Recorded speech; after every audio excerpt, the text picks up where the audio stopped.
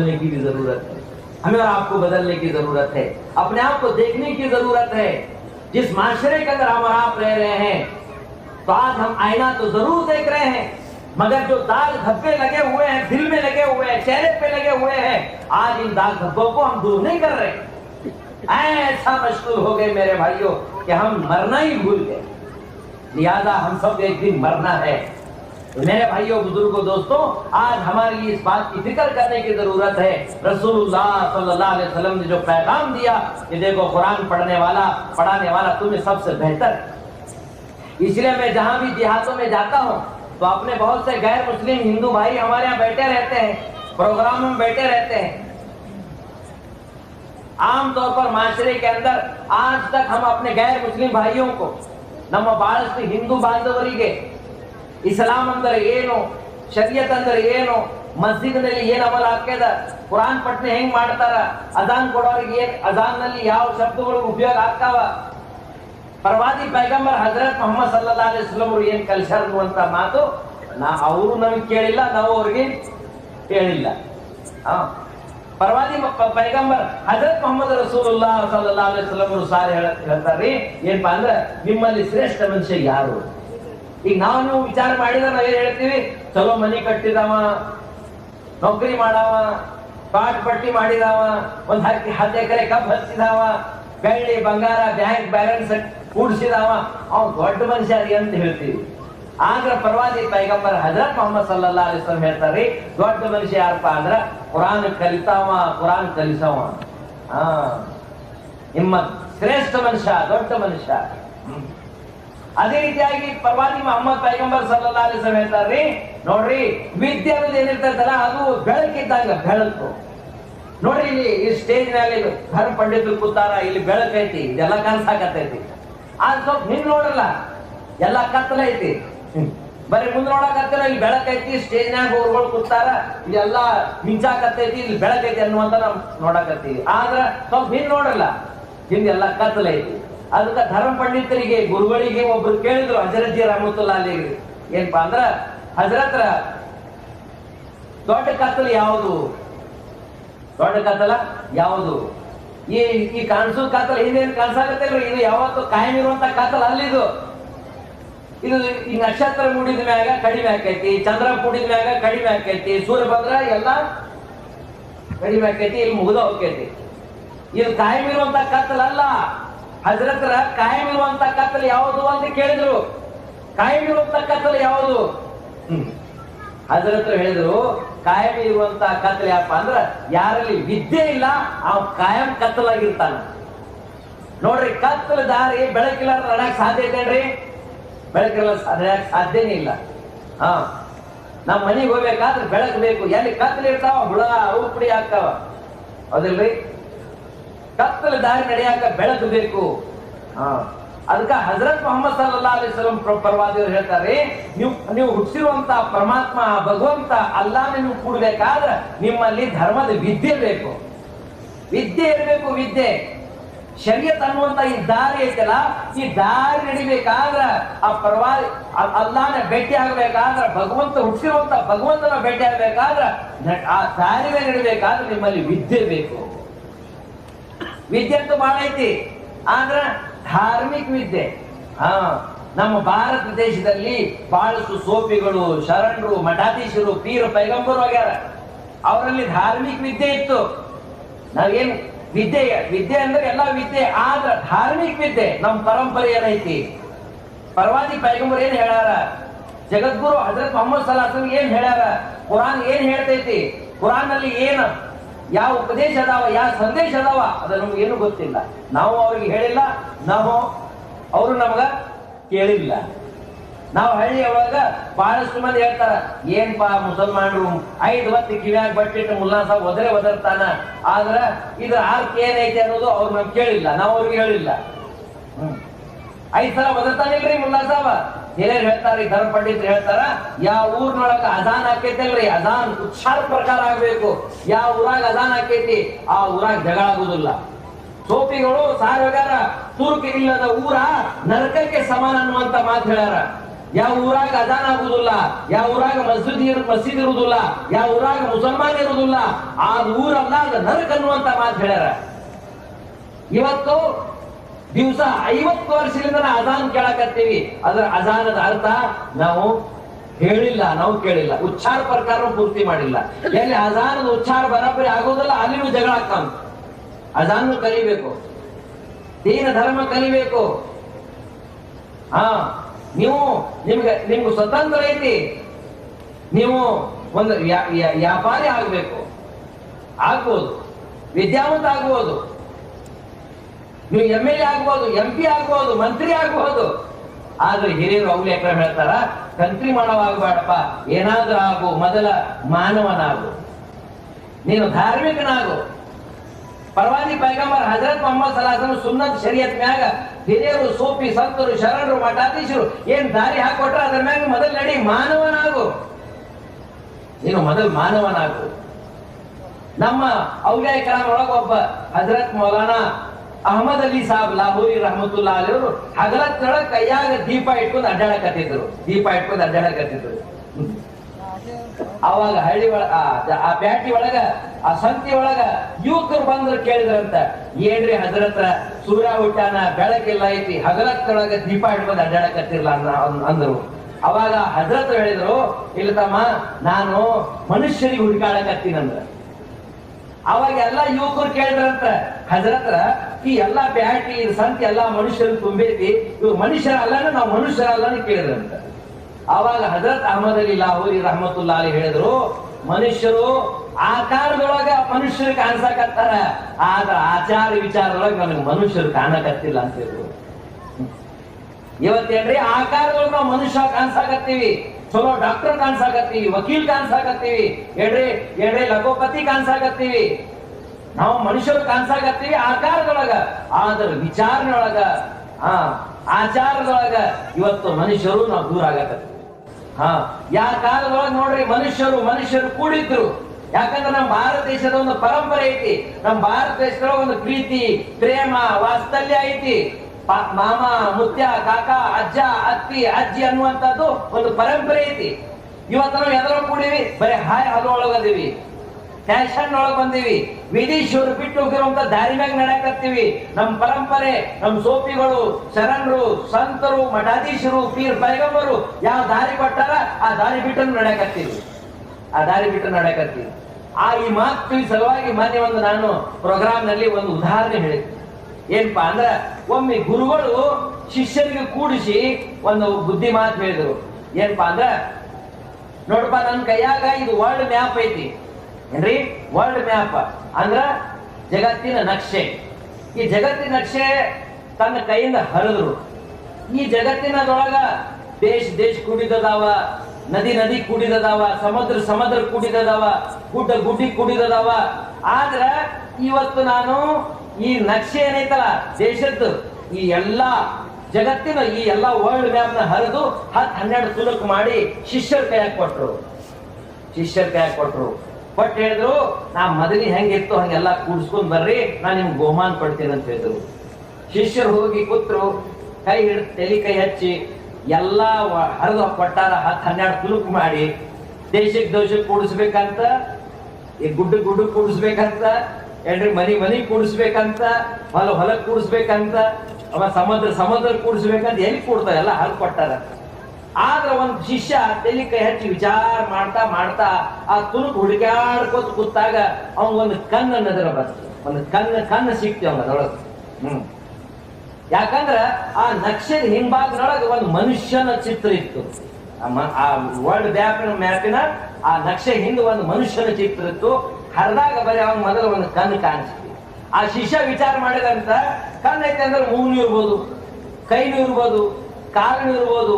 ಆ ಮನುಷ್ಯನ ಚಿತ್ರವನ್ನು ಹುಡುಕ್ಯಾಡ್ಕೋತ ಕಣ್ಣು ಎಲ್ಲಿತ್ತು ಅಲ್ಲಿ ಹಚ್ಚಿದ, ಮೂಗು ಎಲ್ಲಿತ್ತು ಅಲ್ಲಿ ಹಚ್ಚಿದ, ಕಿವಿ ಎಲ್ಲಿತ್ತು ಅಲ್ಲಿ ಹಚ್ಚಿದ, ಕಾಲ ಎಲ್ಲಿತ್ತು ಅಲ್ಲಿ ಹಚ್ಚಿದ.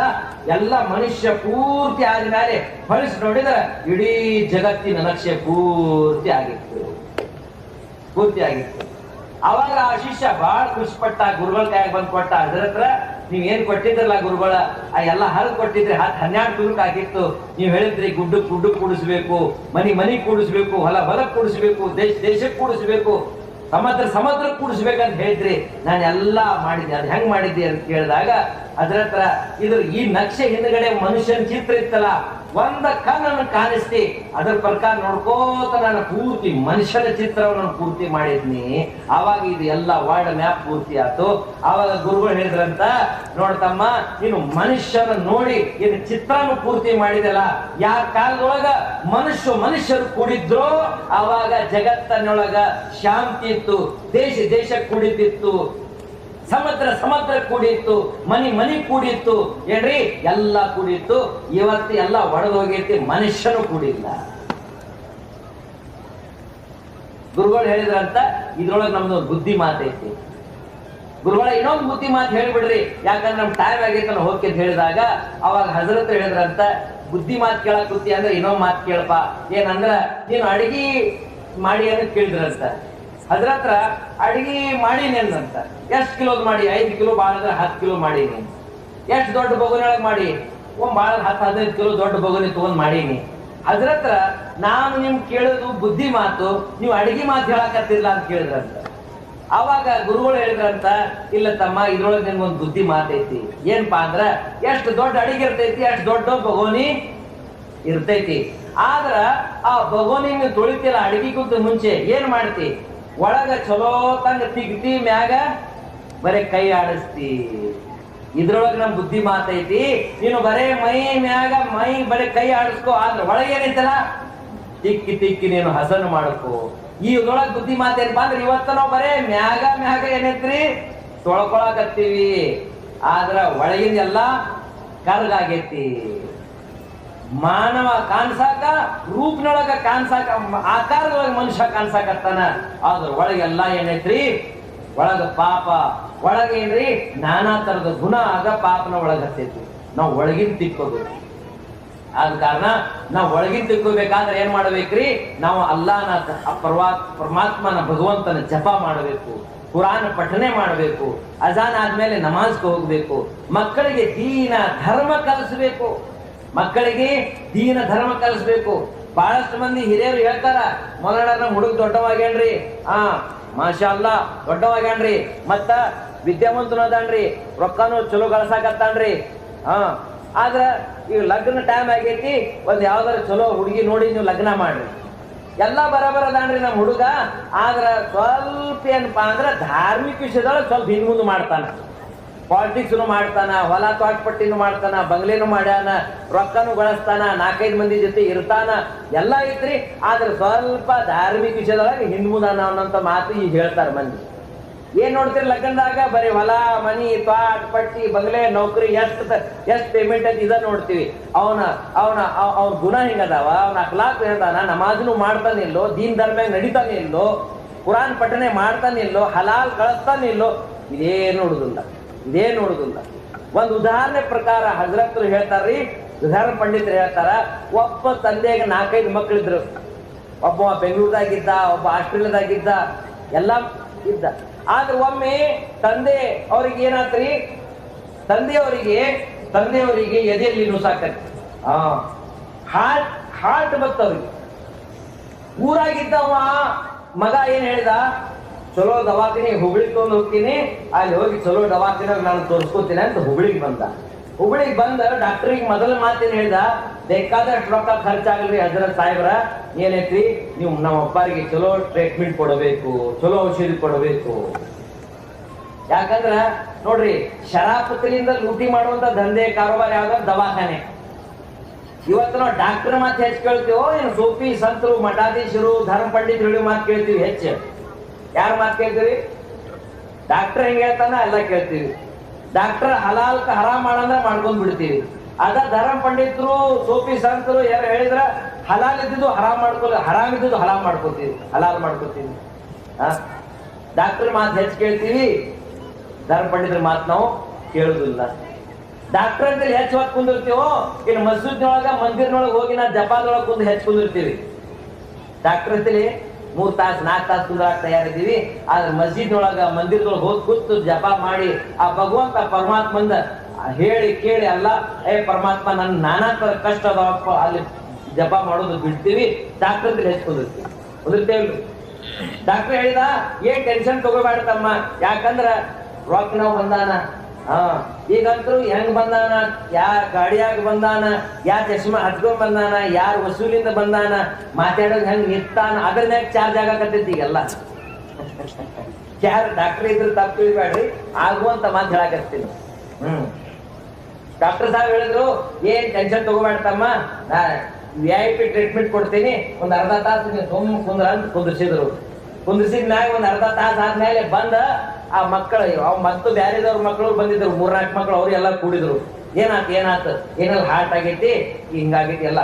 ಡಾಕ್ಟರ್ ಕುಂದ್ರಿಸಿ ಹೇಳಿದ್ರು ಏನ್ ಟೆನ್ಷನ್ ತಗೋಬೇಡ್ತಮ್ಮ, ನೋಡಪ್ಪ ನಿಮ್ಮ ಅಪ್ಪನ ಕಿವಿ ಬಾಳ ಚಲೋ ಅದಾವ, ಕಣ್ಣು ಬಾಳ ಚಲೋ ಅದಾವ, ಕೈನು ಚಲೋ ಐತಿ, ಕಾಲು ಚಲೋ ಅದಾವ, ಎಲ್ಲಾ ಬರಾಬರಿ ಐತಿ. ಆದ್ರೆ ಒಂದ ಸ್ವಲ್ಪ ಪ್ರಾಬ್ಲಮ್ ಐತಿ ಅಂತ ಹೇಳಿದ್ರು. ಏನ್ರಿ ಎಲ್ಲಾ ಬರಾಬರಿ ಐತಿ ಮತ್ತೇನ್ ಪ್ರಾಬ್ಲಮ್? ಅವಾಗ ಡಾಕ್ಟರ್ ಹೇಳಿದಂತ ಎಲ್ಲಾ ಬರಾಬರಿ ಐತಿಪ್ಪ, ಆದ್ರೆ ಜೀವ ಇಲ್ಲ ಅಂತ ಹೇಳಿ. ಎಲ್ಲಾ ಬರಾಬರಿ ಐತಿ, ಜೀವ ಇಲ್ಲ. ಇದೇ ಉದಾಹರಣೆ ಕೊಟ್ಟು ಧರ್ಮ ಪಂಡಿತರು ಹೇಳ್ತಾರ್ರಿ, ಇವತ್ತು ನಮ್ಮ ಮಕ್ಕಳು ಎಲ್ಲಾ ಐತಿ, ಮನಿ ಹೊಲ ಕಾಟ್ ಪಟ್ಟಿ ಬಂಗ್ಲೆ ಆಯುಷ್ ಆರಾಮ್, ದೊಡ್ಡ ದೊಡ್ಡ ರಾಜಕಾರಣಿಗಳು ತಿನ್ಲಾರ್ದಂತ ತಿನ್ಸನ ತಿನ್ನಾಕತ್ತೀವಿ, ಉಡ್ಲಾರ್ದಂತ ಅರಿವಿನ ಉಡಾಕತ್ತೀವಿ. ಇಂಥ ದೊಡ್ಡ ಮಹಲ್ನೊಳಗ AC ಏರ್ ಕಂಡೀಷನ್ ಮನೆ ಒಳಗ ನಾವು ಜೀವನ ಸಾಗಿಸಾಕತ್ತೀವಿ. ದೊಡ್ಡ ದೊಡ್ಡ ರಾಜಗಳಿಗೂ ಸಿಕ್ಕಿಲ್ಲ ಅಂತ ದೌಲತ್ ಅಲ್ಲ ನಮ್ ಕೊಟ್ಟಾನ. ಎಲ್ಲ ಐತಿ, ಆದ್ರೆ ದೀನ್ ಇಲ್ಲ, ಧರ್ಮ ಇಲ್ಲ, ನಮ್ಮಲ್ಲಿ ಚಲೋ ಗುಣಗಳು ಇಲ್ಲ. ಎಲ್ಲರ ಜೊತೆ ಪ್ರೀತಿ ಪ್ರೇಮದಿಂದ ನಡೆಯುವಂತದ್ದು ನಮ್ಮಲ್ಲಿ ಪ್ರೀತಿ ಪ್ರೇಮ ಇಲ್ಲ. ಆದ ಕಾರಣ ಈ ಧಾರ್ಮಿಕ ವಿಚಾರ ನಮ್ಮ ಮಕ್ಕಳಿಗೆ ನಾವು ಧರ್ಮ ಕಲಿಸ್ಬೇಕು, ದೀನ್ ಕಲಿಸ್ಬೇಕು. ನಿಮ್ ಮಕ್ಕಳಿಗೆ ನೀವು ಕಲಿಸ್ರಿ. ನೋಡ್ರಿ, ಸ್ಕೂಲ್ ಕಾಲೇಜ್ ಹೋಗೋ ಮಕ್ಕಳು ಬ್ಯಾಗ್ ಏನ್ ಹಾಕೊಂಡಿರ್ತಾರ್ರಿ, ಯಾವತ್ತು ಹಿಂದ್ ಹಾಕೊಂಡಿರ್ತಾರ, ಅದಿಲ್ರಿ ಅವ್ರು ಹುಟ್ಟಿದ್ದು ವಜ್ಜೆ ಇರ್ತಾವ ಬ್ಯಾಗ್ ಅವು. ಆದ್ರೆ ನೀವು ಧಾರ್ಮಿಕ ವಿಷಯದಲ್ಲಿ ಧಾರ್ಮಿಕ ವಿಷಯ ಕಲಿಯಾಕ ಮಸ್ಜಿದ್ ಸಲುವಾಗಿ ಮಕ್ಕಳು ಹೋಗ್ತಿರ್ತಾವ ನೋಡ್ರಿ. ಸ್ವಲ್ಪ ಅವರು ಹಿಡಿದಿರುವಂತ ಪುಸ್ತಕ ಕುರಾನ್, ಕೈದಾ, ಮಸ್ನೂನ್ ದುಆಯ್ ಏನಾಗಿರ್ತಾವ್ರಿ ಪುಸ್ತಕ, ಅವ್ ಎದಿಗೆ ಹಚ್ಕೊಂಡು ಹೋಗ್ತಿರ್ತಾವ. ಹಿರಿಯರಿ ಮಣ್ಣು ಹೇಳಿದ್ರು, ನೋಡಪ್ಪ ಏನು ಪುಸ್ತಕ ಹಿಂದ್ ಹಾಕೋದಿಲ್ಲ, ಆ ವಿದ್ಯೆ ಯಾವತ್ತು ಹಿಂದಿರ್ತೈತಿ. ಇದು ಏನ ಎದಿಗೆ ಹಚ್ಕೊಂಡು ಮನ್ಸಿಗೆ ಹಚ್ಕೊಂಡು ಹೋಗಿರ್ತಾನ್ರಿ, ಈ ವಿದ್ಯೆ ಯಾವತ್ತು ಮುಂದಿರ್ತೈತಿ, ಯಾವತ್ತು ಮುಂದೆ ಮಾಡ್ತೈತಿ. ಯಾವ ವಿದ್ಯೆ ರೀ? ಧಾರ್ಮಿಕ ವಿದ್ಯೆ. ಮೊದಲು ನಾವು ಧಾರ್ಮಿಕರಾಗಬೇಕು, ಮನುಷ್ಯರಾಗಬೇಕು. ಪ್ರವಾದಿ ಪೈಗಂಬರು, ಸೋಫಿಗಳು, ಸಂತರು, ಶರಣರು ಹಾಕಿಕೊಟ್ಟಿರುವಂತ ನಾವು ದಾರಿ ಮೇಲೆ ನಡಿಬೇಕು. ಆದ ಕಾರಣ ಹಜರತ್ ಮೊಹಮ್ಮದ್ ಸಲ್ಲಲ್ಲಾಹು ಅಲೈಹಿ ವಸಲ್ಲಂ ಹೇಳ್ತಾರ್ರಿ, ನೋಡ್ರಿ ಈ ಬೆಳಕೈತಿ, ವಿದ್ಯೆ ಒಂದು ಬೆಳಕಿದ್ದಂಗ. ಈ ಬೆಳಕಿನೊಳಗ ನಾವು ಕತ್ತಲದಾರಿ ಇಡಬೇಕಾದ್ರೆ ಬೆಳಕ್ ಬೇಕು. ಅದೇ ರೀತಿಯಾಗಿ ಧರ್ಮ ಶರೀಯತ್ ಮ್ಯಾಗ ಹುಟ್ಟಿರುವಂತ ಭಗವಂತನ ಭೇಟಿ ಆಗ್ಬೇಕಾದ್ರ ನಮ್ಮಲ್ಲಿ ವಿದ್ಯೆ ಬೇಕು. ವಿದ್ಯೆ ಆ ವಿದ್ಯೆ ಇದ್ರ ಅದ್ರೊಳಗೆ ಮುಖ್ಯವಾಗಿ ಧಾರ್ಮಿಕ ವಿದ್ಯೆ. ಯಾವ ವಿದ್ಯೆ? ಹುಟ್ಟಿರುವಂತ ಪರಮಾತ್ಮನ ವಿದ್ಯೆ ಬರ್ತಿರ್ಬೇಕು. ಪ್ರವಾದಿ ಪೈಗಂಬರ್ ಸಲಾಸನ ಸುನ್ನತ್ ಶರೀತಿ ವಿದ್ಯೆ ಬರ್ತಿರ್ಬೇಕು. ಹಲಾಲ್ ಹರಾಮ್ ಅನ್ನುವಂಥದ್ದು ವಿದ್ಯೆ ಬರ್ತಿರ್ಬೇಕು. ಇವ್ರು ದೊಡ್ಡವರು, ಸಣ್ಣವರು, ಇವ್ರು ಹಿರಿಯರು ಅನ್ನುವಂಥದ್ದು ನಮ್ಮಲ್ಲಿ ವಿದ್ಯೆ ಬರ್ತಿರ್ಬೇಕು. ಇದಕ್ಕಂತಾರ ಧರ್ಮದ ವಿದ್ಯೆ. ಆದ ಕಾರಣ ಇವತ್ತು ನಾನು ಈ ಅಶೋಕ್ ಫ್ಲಾಟ್ ನೊಳಗ ಆಯಿಷಾ ಮಸ್ಜಿದ್ ಮಕ್ತಬ್ಲಿಂದ ಹಿರಿಯರು ಕಮಿಟಿಯವರು ಮಾಷಾ ಅಲ್ಲಾ ಒಂದು ಹಾಫೀಸ್ ಅವ್ರಿಗಿಟ್ಟು ಮಾಷಾ ಅಲ್ಲಾ ಧರ್ಮದ ವಿದ್ಯೆ ಬಗ್ಗೆ, ಮಕ್ಕಳ ವಿದ್ಯೆ ಬಗ್ಗೆ ಎಲ್ಲಾ ನಮ್ಮ ಊರಿನೊಳಗ ನಮ್ಮ ಜೀವನದೊಳಗ ಸುಖ ಶಾಂತಿ ನೆಮ್ಮದಿ ಬರ್ಲಿ ಅನ್ನುವಂಥದ್ದು ಏನು ಮೆಹನತ್ ಮಾಡಕತ್ತಾರ. ಇದು ಈ ಮಕ್ತಬದ ಮೆಹನತ್ತು. ಆದ ಕಾರಣ ನಾವೆಲ್ಲರೂ ಕೂಡಿ ನಾವು ಭಾರತೀಯರಾಗೋಣ, ನಾವೊಂದು ಧಾರ್ಮಿಕರಾಗೋಣ. ನಮ್ಮ ಜೀವನದಲ್ಲಿ ಸುಖ ಶಾಂತಿ ನೆಮ್ಮದಿ ಬರುವುದು ಯಾವಾಗಂದ್ರ ನಮ್ಮ ಹಿರಿಯರು ಔಲಿಯಾ ಕರಾಮರು ಸೂಫಿ ಸಂತರು ದಾರಿ ಹಾಕೊಟ್ಟಾರಲ್ರಿ, ಆ ದಾರಿ ಮ್ಯಾಗ ನಡೆದ್ರ ನಮ್ಮ ಜೀವನ ಸುಖ ಶಾಂತಿ ನೆಮ್ಮದಿ ಬರ್ತೈತಿ. ಹಜರತ್ ಮೊಹಮ್ಮದ್ ಸಲ್ಲಲ್ಲಾಹು ಅಲೈಹಿ ವಸಲ್ಲಂ ಅವರು ಸಾರಿರುವಂತ ಮಾತು. ಆದ ಕಾರಣ ನಾವೆಲ್ಲರೂ ಸಾಥ್ ಕೊಡ್ತೇವೆ ಇನ್ಶಾ ಅಲ್ಲಾ. ಎಲ್ಲರೂ ನಾವು ಸಾಥ್ ಕೊಟ್ರ ಇನ್ಶಾ ಅಲ್ಲಾ ಏನ್ರಿ ನಮ್ಮೆಲ್ಲರ ಜೀವನದಲ್ಲಿ ಸುಖ ಶಾಂತಿ ನೆಮ್ಮದಿ ಬರ್ಬೋದು. ಅದೇ ರೀತಿಯಾಗಿ ಸಾವಿರಾರು ವರ್ಷದಿಂದ ಯಾವುದು ಭೇದ ಭಾವ ಇರ್ಲಾರ್ದ ಹಿಂದೂ, ಮುಸಲ್ಮಾನ್, ಸಿಖ್, ಇಸಾಯಿ ನಮ್ಮ ಭಾರತ ದೇಶದಲ್ಲಿ ನಾವು ಪ್ರೀತಿ ಪ್ರೇಮ ಜೀವನ ಸಾಗಿಸಾಕತ್ತೀವಿ. ನಮ್ಮಲ್ಲಿ ಆ ಪ್ರೀತಿ ಪ್ರೇಮ ಇರ್ಬೇಕಾ, ನಮ್ಮಲ್ಲಿ ಒಂದು ಪರಂಪರೆ ಬೇಕು. ವಿದೇಶಿಯವರು ಬಿಟ್ಟು ಹೋಗಿ ದಾರಿ ಮ್ಯಾಗ ನಡಿಬಾರ್ದು. ನಮ್ ಪರಂಪರೆ ಏನ್ರಿ? ನಮಸ್ಕಾರ ಕಾಕ, ಎದ್ರೇನ್ರಿ ಕಾಕ, ಎದ್ರೇನ್ರಿ ಮುತ್ಯ, ಅಸ್ಸಲಾಮು ಅಲೈಕುಂ ರಹಮತುಲ್ಲಾಹಿ ವ ಬರಕಾತುಹು. ಇಂತ ಇವತ್ತು ಒಂದ್ ಕಾಲಿತ್ತು. ಇವತ್ತೇನ್ರಿ ವಿದೇಶಿಯವರು ಬಿಟ್ಟು ಹೋಗಿರುವಂತ ದಾರಿ ಮ್ಯಾಗ ನಡೆಯಕತ್ತೀವಿ. ಎಲ್ಲ ಐತಿ, ಸುಖ ಇಲ್ಲ. ಮಕ್ಕಳ ಮಾತು ಕೇಳಕತ್ತಿಲ್ಲ. ನಾಲ್ಕೈದು ಮಂದಿ ಅಂತಂದ್ರು ಅಕ್ಕೆ ತಂಗಿರ ಅದಾರ ಮನಸ್ಸು ಹೊಡ್ತಿದ್ದದಾವ. ಅದಕ್ಕ ನಾನು ಎಲ್ಲಿ ಹೋದ್ರ ಈ ಕವಿ ಹೇಳಿರುವಂತ ಮಾತು ಹೇಳ್ತೀನಿ, ಉರ್ದು ಶಾಯರ್ ಹೇಳ್ತಾನ್ರಿ, ಹದೀಸೋ ಮೇ ಆಯಿ ಜಿಸ್ಕಿ ಖಬರ್ वो जमाना आ रहा है ज़मीं भी तेवर बदल रही है फलक भी आके दिखा रहा है हुआ है भाई भाई का रहज़न हती की बेटी माँ की दुश्मन पेसर ने छोड़ा पेदर का दामन बहन को भाई सता रहा है। बताओ अब दुनिया में रहा क्या है, हराम को हलाल समझे गुनाह किए तो कमाल समझे खड़े सब में हाथ बांधे ख्याल में सब अपने अपने जाके पूछो मस्जिद इमाम से किसकी नमाज पढ़ा है। और कवि ಹೇಳ್ತಾನ್ರಿ, ಅರುವೆ ಗುರು ನುಡಿಯೇ ಜ್ಯೋತಿರ್ಲಿಂಗ ದೈವೇ ಧರ್ಮದ ಮೂಲ ತರಂಗ. ಹಾ, ಈ ಮಾತು ನಮ್ಮಲ್ಲಿ ಬರ್ಬೇಕಾದ್ರೆ ನಮ್ಮಲ್ಲಿ ಏನ್ರಿ ನಮ್ಮ ಔಲೇಕರಾಮರು, ಧರ್ಮ ಪಂಡಿತರು, ಸೋಫಿ ಸಂತರು, ಮಠಾಧೀಶರು, ಪೀರ್ ಪೈಗಂಬರು ಏನ್ ದಾರಿ ಹಾಕೊಟ್ಟಾರ ಆ ದಾರಿ ಮ್ಯಾಗ ನಡೆದ್ರೆ ಇವತ್ತು ನಮ್ಮ ಜೀವನ ಸುಖ ಶಾಂತಿ ನೆಮ್ಮದಿ ಬರುವಂತ ಮಾತು ಬರ್ತೈತೆ ಅನ್ನುವಂತ ಮಾತನ್ನು ಹೇಳುತ್ತಾ, ಇಂಥ ಸಂದರ್ಭದಲ್ಲಿ ನಮ್ಮ ಆಯಿಷಾ ಮಸ್ಜಿದ್ ಕಮಿಟಿ ಅವರು, ನಮ್ಮ ಆತ್ಮೀಯರಾಗಿರಂತ ಗೆಳೆಯರಾಗಿರಂತ ಹಾಫೀಜ್ ಇಬ್ರಾಹಿಂ ಸಾಹೇಬರು, ನಮ್ಮ ಹಾಫೀಜ್ ಮಕ್ತೂಮ್ ಸಾಹೇಬರು, ಇವರೆಲ್ಲರೂ ಈ ವಿದ್ಯಾರ್ಥಿಗೆ ಇಂಥ ಸಂದರ್ಭದಲ್ಲಿ ತಮ್ಮೆಲ್ಲರಿಗೂ ಒಂದು ಧಾರ್ಮಿಕ ವಿಷಯದಲ್ಲಿ ಮತ್ತು ಈ ಮಕ್ತಬಿನ ಅಹಮಿಯತ್ ಬಂದು ವಿದ್ಯೆ ಬಗ್ಗೆ ಮಾತಾಡೋ ಸಲುವಾಗಿ ಒಂದು ಸ್ವಲ್ಪ ಟೈಮ್ ಕೊಟ್ಟು ತಮ್ಮೆಲ್ಲರಿಗೆ ಶುಕ್ರಿಯಾ ಕೃತಜ್ಞತೆ ಹೇಳುತ್ತಾ ನನ್ನ ಈ ಭಾಷಣಕ್ಕೆ ವಿರಾಮ ಹೇಳುತ್ತೇನೆ. ಅಮೀನ್ ವಮ ಅಲೈನಾ ಇಲ್ಲಲ್ ಬಲಾಗ್.